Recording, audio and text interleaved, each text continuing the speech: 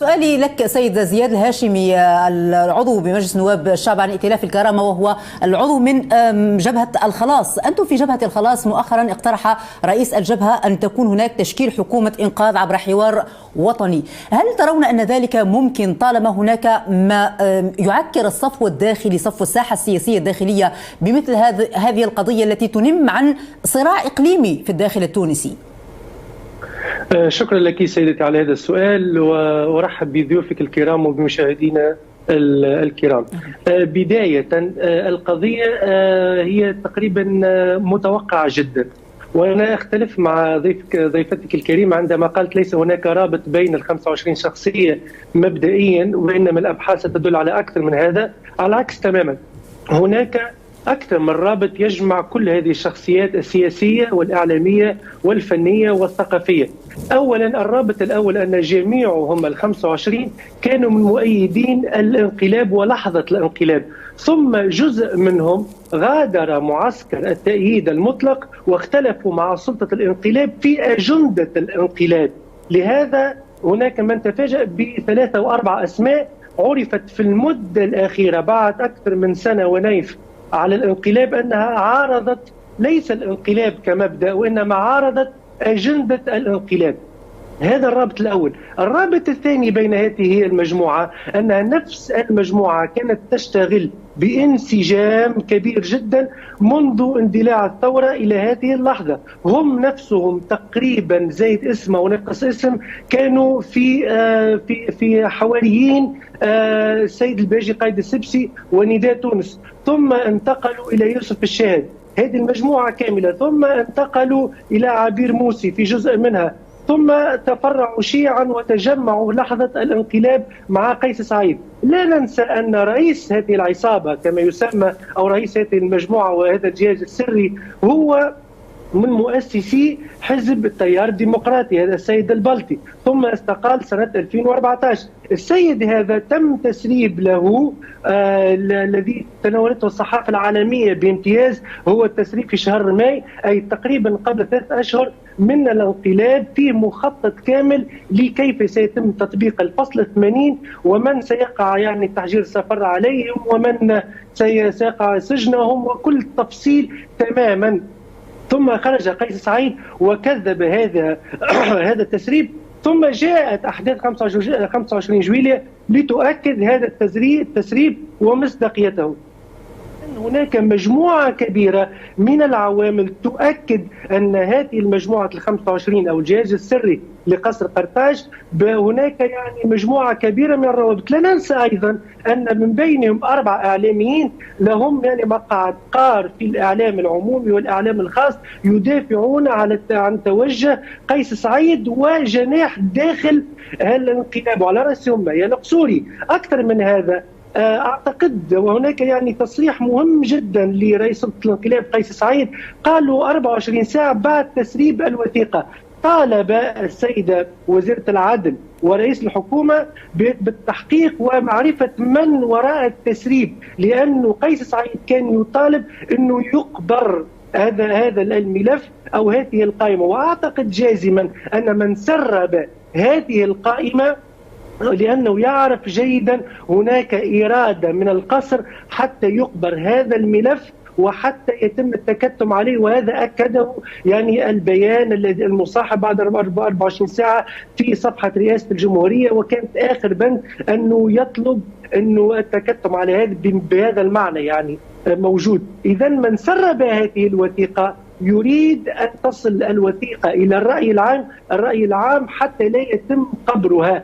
الأكيد هناك صراع أجنحة داخل سلطة الانقلاب لم يعد يخفى على أحد.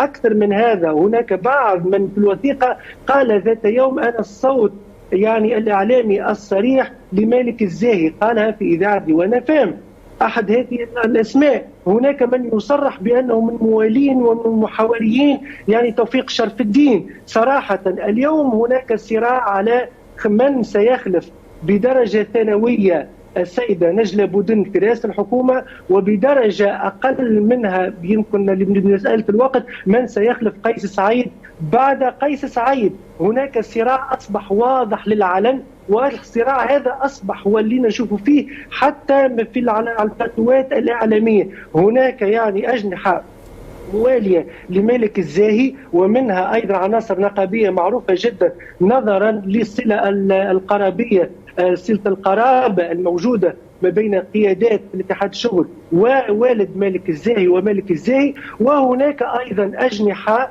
يعني بدأت تعمل ولوبيات جهوية تعمل لتوفيق شرف الدين، واصبح هذا يعني امر بارز للعلن وتحدثوا فيه اصلا، حتى يعني اصحاب الامر تحدثوا فيه في اكثر من مناسبه.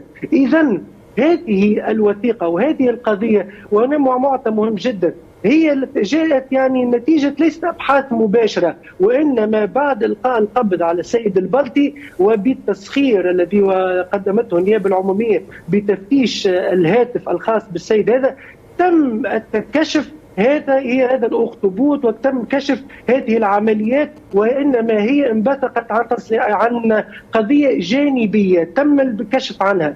إذا لهذا هناك يعني إرادة سياسية من قصر قرطاج أن يتم قبر هذا الملف، والملف خطير جدا جدا جدا. وكما أشرت أنت في السؤال متاعك سيدتي الكريمة، قد يكون هناك بعد إقليمي للكشف هذا، لأنه رأينا في يعني زيارة وزير الخارجية في جنح الليل بعد ب 48 ساعة إلى الجزائر، ثم ذهبت رئيس الحكومة، يعني هناك تحرك إقليمي واضح جدا. طيب هذه التحركات سيد الهاشمي كيف يمكننا أن نقدر النتائج لمثل هذا صراع الأجنحة في الداخل التونسي، خصوصا مع ربما تجمد الحياة السياسية أو العرقلة التي تشهدها الحياة السياسية من بعد الإجراءات الاستثنائية وتجميد عمل البرلمان؟ هل يمكن أن تنتج عنها ما إزاحة للرئيس قيس سعيد؟ ما هي النتائج السياسية التي يمكن أن تتمخض عنها؟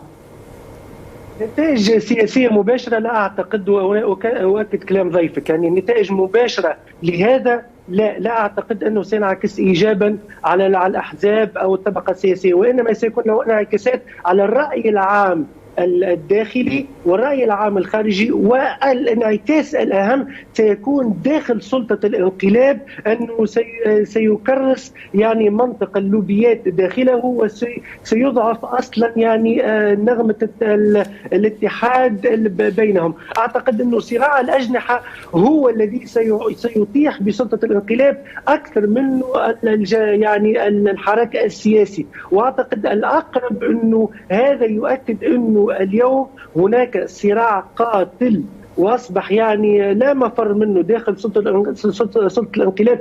قد يطيح هو بسلطه الانقلاب قبل ان يطيح بها الشارع الاجتماعي ويلي الشارع السياسي.